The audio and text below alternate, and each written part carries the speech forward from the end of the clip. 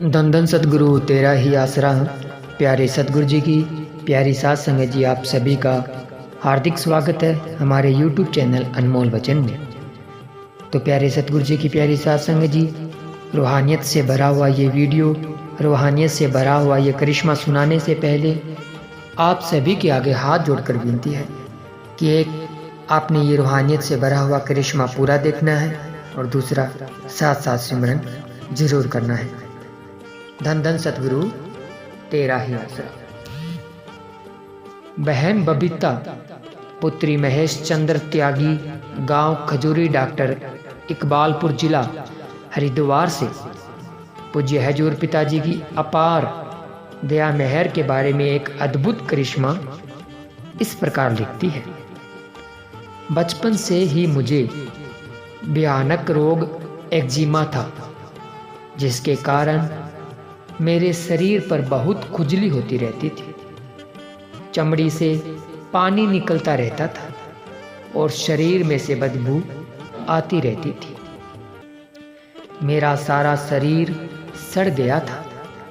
मैंने कई डॉक्टरों से अपना इलाज करवाया, पर कहीं से भी मैं ठीक न हुई। एक डॉक्टर ने तो मेरी इस बीमारी को कोड ही बता दिया। कई बार मैंने मन में सोचा कि ऐसे जीवन से तो मैं मर ही जाऊं तो अच्छा है। सन 1990 में मैंने सहारनपुर के एक प्रसिद्ध डॉक्टर बागले से इस रोग की दवाई लेनी शुरू कर दी। उसका कोर्स 3 साल का था। मैं 2 साल तक तो उस डॉक्टर से दवाई लेती रही, परंतु कुछ समय बीमारी ठीक रहने के बाद दोबारा फिर पहले की तरह हालत बिगड़ गई। फिर मैंने वह दवाई लेनी बंद कर दी। इसके बाद मैंने जानसठ के एक डॉक्टर जयवीर से दवाई लिखवाई और टिक्की लिखवाई। डॉक्टर जयवीर ने कहा कि ये ऐसा एक्जिमा है जो बाद में कोड बन जाता है। उसके बाद मुझे ऐसे लगने लगा कि मेरा जीवन बेकार है। जब मुझे वहाँ से आराम न आया तो मैंने मुजफ्फरनगर के डॉक्टर देवेंद्रा औषधालय से इलाज करवाना शुरू कर दिया। उसकी दवाई काफ़ी महंगी थी। 100 रुपये में हफ्ते की दवाई देता था। यहाँ से निरंतर 2 महीने दवाई ली, लेकिन वहाँ से भी कोई आराम नहीं आया। डॉक्टर की राय के अनुसार दोबारा फिर डॉक्टर बघेल की दवाई लेनी शुरू कर दी, परंतु उससे भी कोई आराम नहीं आया। आखिर बीमारी से तंग आकर मैंने परमात्मा से हाथ जोड़कर प्रार्थना की, हे भगवान, या तो मुझे आराम दे दे, नहीं तो ऐसे बेकार जीवन से मौत ही दे दे।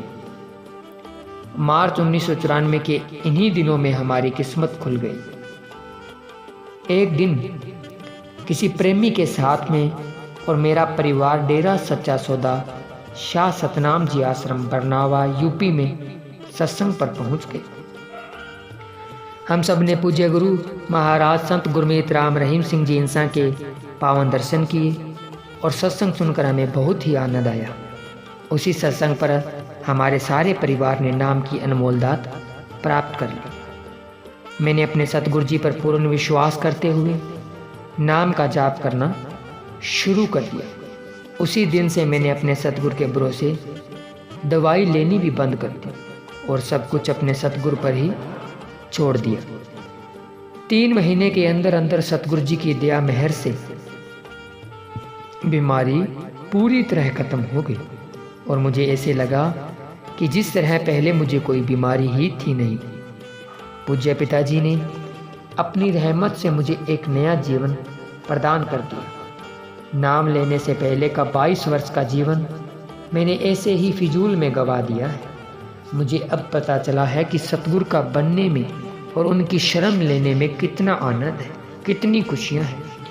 अब मैं मालिक का सुमरन करती हूँ और उनके नूरी स्वरूप के दर्शन भी होते रहते हैं। जब जीव अपने आप को पूर्णतः अपने सतगुरु को समर्पित कर देता है तो सतगुरु उसके पहाड़ जैसे बड़े कर्मों को कंकर में बदल देता है और कंकर को भी राख बना देता है। पूर्ण संत महात्मा से नाम शब्द लेकर उसका सुमरन भजन करने से भयंकर रोग कट जाते हैं।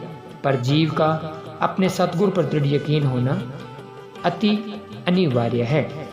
धन धन सतगुरु तेरा ही आसरा, धन धन सतगुरु तेरा ही आसरा। प्रेमी रामजीत सिंह, जिला मानसा, पंजाब से हजूर महाराज जी की अपार रहमत का एक अनोखा करिश्मा इस प्रकार वर्णन करता है। 1 जनवरी 1994 की बात है।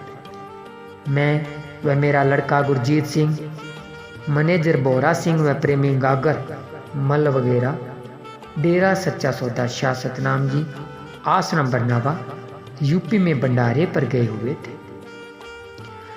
सबसे पहले जाते ही हमने परम पूजनीय हजूर पिताजी के दर्शन किए तथा फिर कमरा नंबर 31 में आराम किया।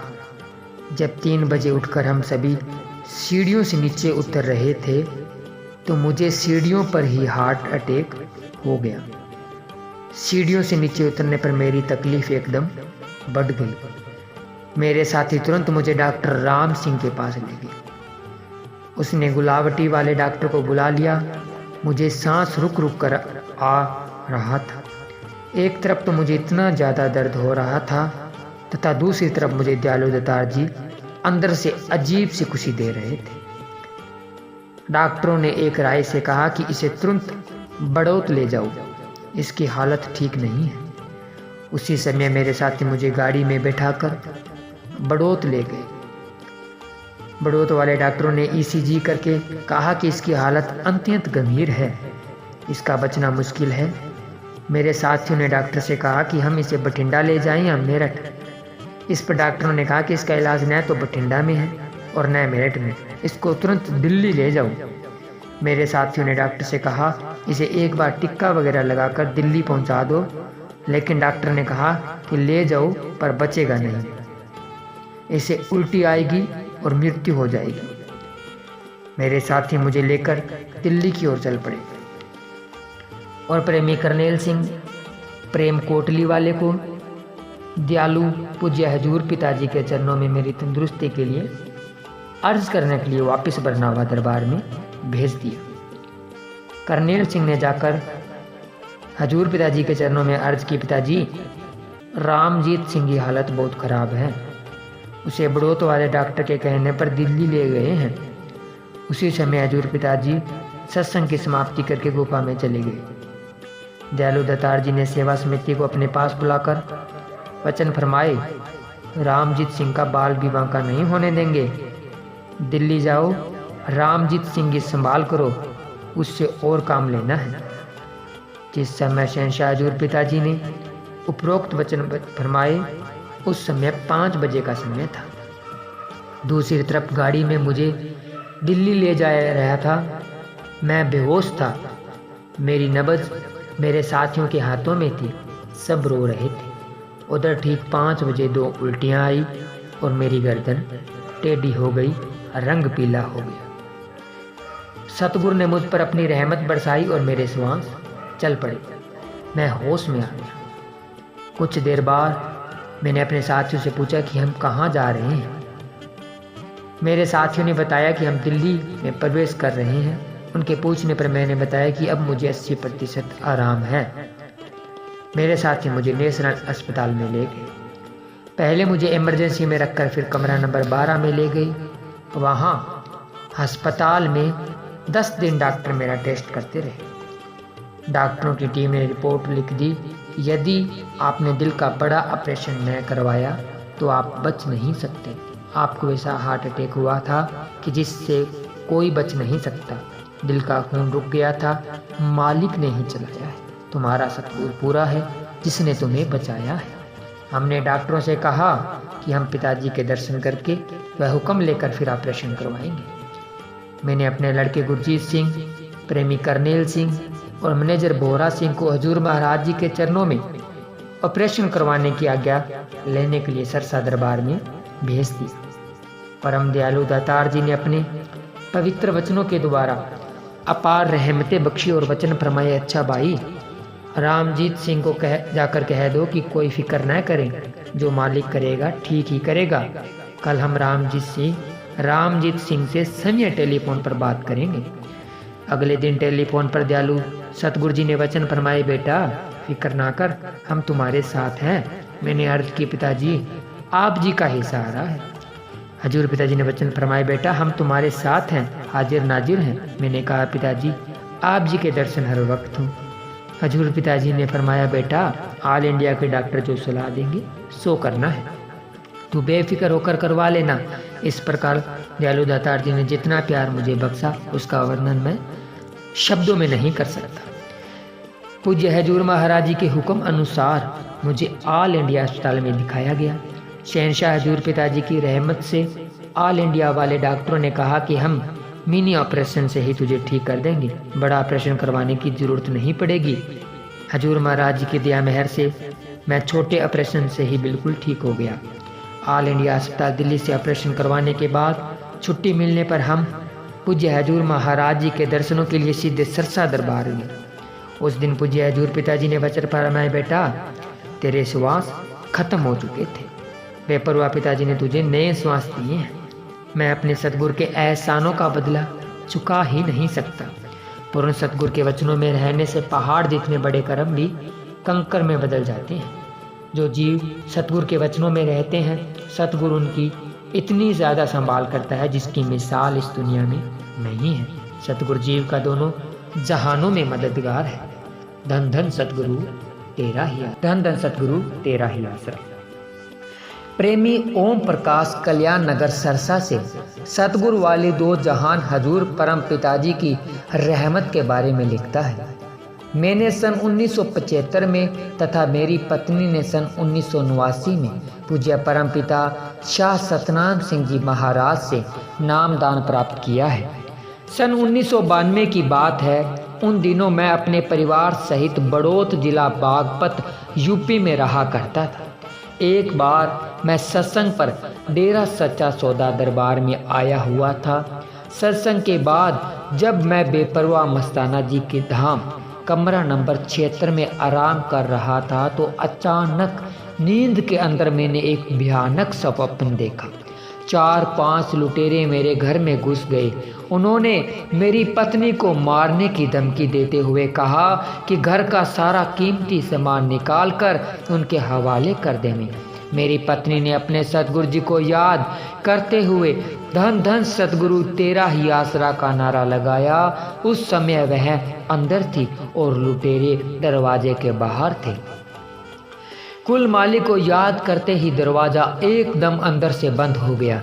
उसके बाद उन लुटेरे ने दरवाज़ा खोलने की बहुत कोशिश की, परंतु सतगुरु जी की कृपा से दरवाज़ा न खुला।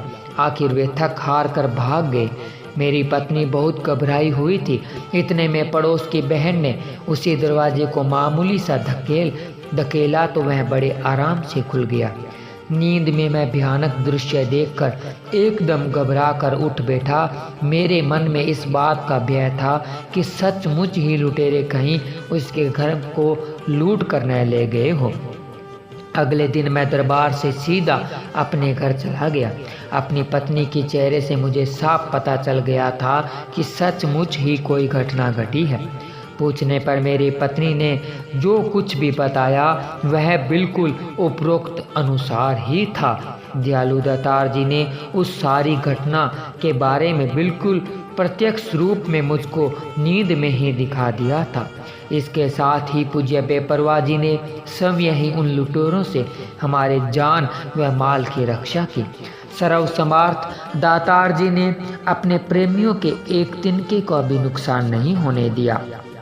सन 1993 में मैंने अपना बड़ौत वाला मकान बेच दिया। मैंने मकान का सारा पैसा प्राप्त कर लिया था। एक दिन मैं दरबार आ गया। वह सारा पैसा मेरे घर पर ही था। लुटेरे शायद इसी ताक में ही थे। उन्हें पता चल गया था कि वह घर पर नहीं है। घर में अकेली उसकी पत्नी तथा वह सारा पैसा भी घर पर ही है। लुटेरे मेरा धन लूटने के इरादे से रात्रि के समय मेरे घर पर पहुंच गए। पहले तो उन्होंने चालाकी से दरवाज़ा खुलवाने की कोशिश की। दरवाजे पर मनुष्य पाँवों की आहट सुनकर मेरी पत्नी की नींद खुल गई, वह सतर्क हो गई। उसके बाद उन लुटेरों ने किवाड़ों को जोर जोर से खटखटाना शुरू कर दिया। रात्रि का सन्नाटा, घर में वह बेचारी अकेली थी। दूसरा पास पड़ोस के सभी लोग गहरी नींद में सोए हुए थे। वह किसको आवाज़ दे, किसको अपनी मदद के लिए बुलाए, कोई भी नहीं सुन सकता था उसकी आवाज़ को। और उसकी आवाज़ निकलती भी कैसे, भय के कारण उसका कंठ सूख गया था और जीभा तालू से जा लगी थी। उधर वे लोग बराबर दरवाजे को तोड़ने की कोशिश कर रहे थे। उनके पास अवश्य कोई भारी औजार इत्यादि भी था, क्योंकि वे उसकी भारी चोट से दरवाजे को तोड़ने की कोशिश कर रहे थे। वह डर के मारे थर थर काँप रही थी। उसने उस मुश्किल की घड़ी में अपने पूज्य सतगुरु जी को याद किया। अगले पल ही उसने उन लोगों को भागने का संवर सुनाई दिया। उसने उसी समय रोशनदान में से बाहर झांक कर देखा। वे लुटेरे तो कब के जा चुके थे। उसे वहां पर दरवाजे के बाहर एक बुजुर्ग बाबा जी नजर आए। उनके हाथ में लालटेन तथा दूसरे हाथ में लंबी लाठी थी। वे आंगन के अंदर खूब मजे से घूम रहे थे। यह उपरोक्त सारी बात मेरी पत्नी ने समय मुझे बताई। उस समय वह बहुत सहमी हुई थी, इसलिए वह चारपाई पर लेट गई और आंखें बंद कर तेजी से नाम का सुमिरन करने लगी। थोड़ी देर बाद ही उसे परम पिताजी का दर्शन हुए। सच्चे पातशाह जी ने उसे हौसला देते हुए फरमाया, बेटा घबराना, हम यहीं पर ही हैं, बेफिक्र होकर सो जा। उसके बाद वह बिल्कुल बेफिक्र होकर सो गई। उसे तुरंत नींद आ गई। इस घटना के कुछ दिनों के बाद मैं दरबार में आया। हजूर पिताजी ने मेरे बाल परिवार के बारे में पूछा, जिस पर मैंने उपरोक्त घटना का जिक्र करते हुए अर्ज की कि सच्चे पातशाह जी, उन बुजुर्गों का आज तक भी पता नहीं चला जिन्होंने लालटेन के प्रकाश में अपनी लाठी दिखाकर उन लुटेरे को वहां से भगाया था। उसके बाद रात भर हमारे घर की रखवाली भी की थी। मेरी बात सुनकर शहनशाह जी ने मुस्कुराते हुए फरमाया, बेटा वे बुजुर्ग सौम्य परम पिता शाह सतनाम सिंह जी महाराज थे। पूज्य बेपरवाह जी ने ही उन्हें लुटेरों को भगाया तथा आप लोगों के घर की रखवाली की है। शब्द ही कुल मालिक का असल स्वरूप है। देश स्वरूप के अंदर तो संत जन बेशक किसी एक स्थान पर विराजते हैं, परंतु शब्द स्वरूप में सर्वव्यापक है और आपने उसी सक्षम नूरी स्वरूप में अपने प्रेमी जनों की इसी प्रकार संभाल व रक्षा करते हैं। एक बार इसी प्रकार मेरे साथ वाले प्रेमी मांगे राम के मन में इस बात की शंका बन गई कि परम पिताजी ओम प्रकाश को तो जानते हैं, परम पिता नाम मांगे राम को नहीं जानते और न ही कभी मुझे बुलाया है। उसी दिन वह प्रेमी भी मेरे साथ यूपी दरबार में कस्सी फावड़ा से सेवा कर रहा था। अचानक बेपरवाह जी उन्हीं के पास जाकर रुक गए। दोनों को सेवा करते देखकर दयालु दातार जी ने उस प्रेमी का नाम लेते हुए फरमाया, मांगे राम भाई, तू भी ओम प्रकाश की तरह कस्सी चला रहा है। इतना कहना था कि प्रेमी मांगे राम पानी पानी हो गया। दूसरी तरफ से वह अत्यंत खुश था कि कुल मालिक जी ने आज उसे खुद बुला लिया है। कहने का भाव यह है कि संत सतगुरु समय दोनों जहान के मालिक हैं। दोनों जहान के मालिक आप ही, दोनों जहान मालिक ने आप ही बनाए हैं। फिर ऐसा कौन सा पदार्थ या कौन सा ऐसा जीव है जिसे वे न जानते हो। आप आम जीव के मन के अक्सर ही ऐसा भय भ्रम घर कर लेता है। मालिक मेहरबान परम दयालु शहनशाह जी अपने पवित्र मुख से समय फरमाते हैं, भाई ऐसे दिल करता है कि मालिक के हर जीव हर प्यारे को एक एक करके अपने हृदय से लगाएं। मालिक के ये प्रेमी अपनी जान से भी प्यारे हैं इत्यादि। वृद्धि से विचार किया जाए तो फिर मालिक कुल मालिक जी से क्या छिपा है। सर्व समार्थ कुल मालिक के वचनों से तो सब जीव मालिक के गोद में हैं। सभी सतगुरु जी की हृदय से लगे हुए हैं। जाहिरा तौर पर तो कोई वर्षों का काम है। संत महात्मा सूक्ष्म स्वरूप में इसी प्रकार अपनी रूहों की संभाल करते रहते हैं। धन धन सतगुरु तेरा ही आसरा।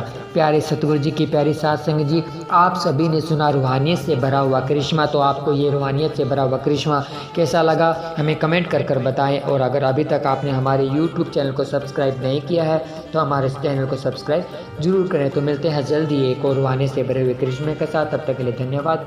धन धन सतगुरु तेरा ही आसरा। धन धन सतगुरु तेरा ही आसरा।